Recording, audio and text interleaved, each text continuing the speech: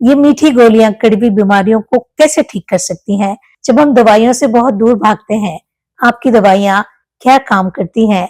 Homeopathy आखिर है क्या? थैंक यू मनीषा, मुझे इस बातचीत का हिस्सा बनाने के लिए। होम्योपैथी करीब 250 वर्ष पुरानी ऐसी चिकित्सा पद्धति है जो एकदम निरापद है, प्राकृतिक है और पेशेंट को जल्दी बिना किसी तकलीफ के और स्थायी आराम देती है। इस चिकित्सा पद्धति में हम कोशिश करते हैं कि दवा की कम से कम मात्रा से पेशेंट को परमानेंट रिलीफ हो। चूंकि दवाइयों की जो मिठास है उससे कई लोगों को थोड़ा भ्रम होता है कि शुगर पेशेंट के लिए ठीक होगी कि नहीं, वो ले पाएंगे या नहीं, लेकिन ये भी एक भ्रांति है। वो जो शुगर होती है उसमें वो डायबिटिक पेशेंट आराम से ले सकते हैं और उसका कोई नुकसान नहीं होता। वो एक विज्ञापन आप देखते होंगे जिसमें एक बच्चा अपने कपड़े बहुत गंदे कर लेता है अपने दोस्त को मदद करने के लिए, और फिर उसकी माँ कहती है कि दाग अच्छे हैं। तो डॉक्टर रश्मि आपको बता रही हैं कि मीठा हमेशा बुरा नहीं होता, मीठा अच्छा भी होता है। तो यहाँ इनका जो मीठा है, इनकी जो मीठी गोलियां हैं वो अच्छी हैं।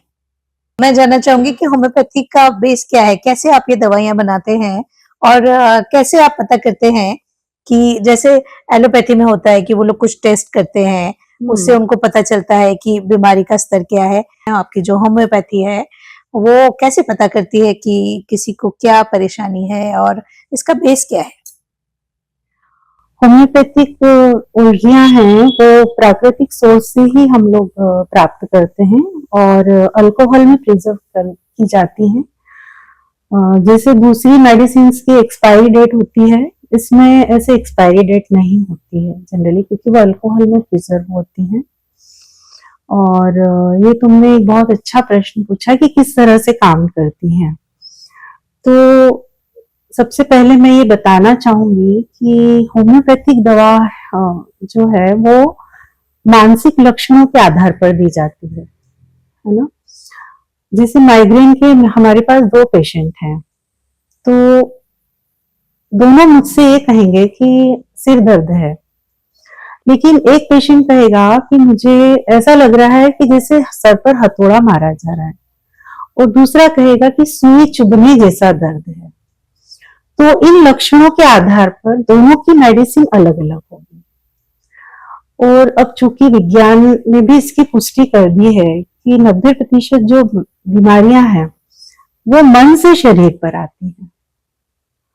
तो ये देखा गया है कि सप्रेशन ऑफ इमोशंस की वजह से जो गंभीर बीमारियां आज हो रही हैं, जैसा आपने अभी कोरोना का जिक्र किया है अपनी बातचीत में, तो उसके बाद भी जो हमने मेंटल सिम्टम्स देखे पेशेंट के कि बार बार हाथ धोना, भयभीत रहना, मृत्यु के प्रति एक डर बन जाना, प्रियजन के बिछोह का डर बन जाना, तो उन सब मानसिक लक्षणों में होम्योपैथी ने बहुत अच्छा काम किया है और वो इस डर से बाहर आए। तो हम ये कह सकते हैं कि मीठी मीठी दवाइयां बहुत सेफ भी हैं और बहुत जल्दी असर भी करती हैं, क्योंकि लोगों को एक भ्रम है कि होम्योपैथिक मेडिसिन बहुत देर से असर करती है। तो इसका पहला कारण तो ये है कि पेशेंट कई बार हमारे पास काफी देर से आते हैं, क्रॉनिक हो चुकी होती है बीमारी, जैसे आर्थराइटिस है तो बहुत पुराना जोड़ों का दर्द है, तो उसमें थोड़ा समय लगता है क्योंकि मर्ज ही पुराना है। मर्ज पुराना है और ये स्थायी रूप से काम कर रही है दवाइयां, तो जड़ों तक पहुंचने में थोड़ा समय लगता है, लेकिन उपचार जो होता है वो पूरी तरह से प्राकृतिक होता है और स्थायी होता है। तो क्या जो बहुत मुश्किल बीमारियां होती हैं जिसमें ये मानते हैं कि इसका इलाज बड़ा मुश्किल है, और उन बीमारियों में भी होम्योपैथी काम करती है? हाँ, बिल्कुल करती है। जैसे कि मैं अगर कहूँ कि भय जो है वो एक बीमारी है, तो सभी लोगों को लगेगा कि थोड़ा बहुत भय तो सभी को होता है, लेकिन जब ये भय बहुत बढ़ जाता है, जैसे पानी से भय, ऊंचाई से भय, भीड़ में रहने का भय या अकेलेपन से डर, अंधेरे से डर जब ये बहुत ज्यादा बढ़ जाता है तो शारीरिक लक्षणों के रूप में प्रकट होने लगता है और गंभीर बीमारियों का रूप ले लेता है। होम्योपैथी में डर के लिए बहुत अच्छी दवाइयां हैं और सबसे सुंदर बात है होम्योपैथी की कि अलग अलग भय के लिए अलग अलग दवाइयां हैं।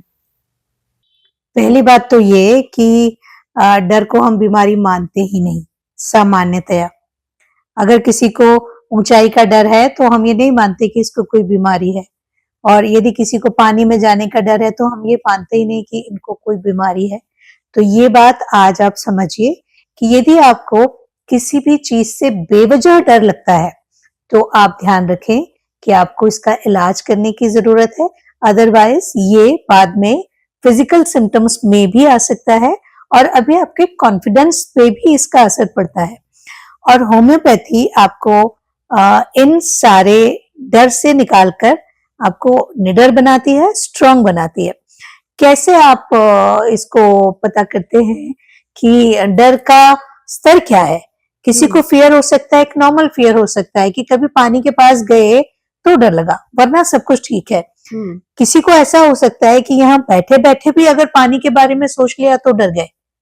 तो आप कैसे पता लगाते हैं कि क्योंकि आपके पास टेस्ट करने का कोई तरीका तो होता नहीं है, लेबोरेटरी तो होती नहीं है, तो कैसे पता लगाते हैं आप? क्या तरीका है, क्या बात करते हैं जिससे आपको पता चलता है कि इनके इस भय का लेवल क्या है या इनकी इस बीमारी का स्तर क्या है? देखिए, एक पेशेंट मेरे पास आए थे, उनको बचपन से ही पानी का भय था। उन्होंने इस पर ध्यान नहीं दिया। वो भय इतना बढ़ गया कि पानी को देखते ही उनको यूरिन पास हो जाता था। तो जब इस स्तर तक भय पहुंच गया तब उन्होंने सोचा कि अब मुझे इसका ट्रीटमेंट करवाना चाहिए। तो जब भी भय का सिम्टम बढ़ता है या मैं भय के साथ में गुस्सा, हम लोग ऐसा मानते हैं कि डर जब भी आप सप्रेस करते हैं तो गुस्सा आता है। हाँ, तो एक केस मेरे पास आया था कि महिला थी करीब 30 वर्ष की, उनके छोटे छोटे 2 बच्चे थे। गुस्से में वो घर की सामान फेंकने लगती थी, क्रॉकरी है या जो भी चीज हाथ में आई, रिमोट है, मोबाइल है। बच्चे बहुत भयभीत रहने लगे थे, घर का वातावरण बहुत नेगेटिव हो गया था। जब मानसिक लक्षणों के आधार पर मैंने उनका इलाज किया, वो बिल्कुल स्वस्थ हो गई। और उनके जब पति मुझे कहने आए कि अब घर में बहुत शांति है, तो लगा कि होम्योपैथिक दवाई की ब्यूटी है कि घर अशांत माहौल को भी शांत बना देना।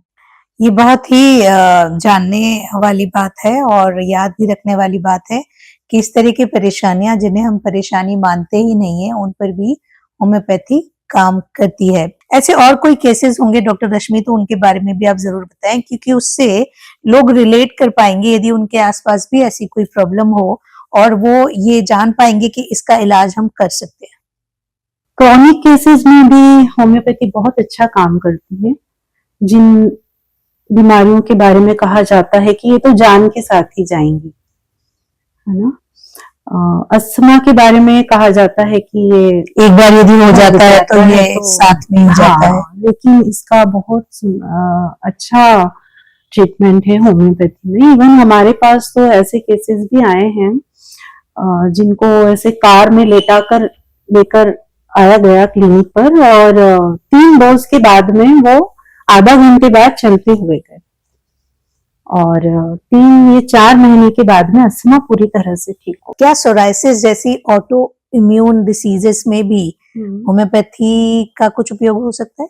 बहुत अच्छा उपयोग है। और ऑटो इम्यून डिसीज का भी अगर हम रूट कॉज समझे तो ये मन की ही बीमारी है।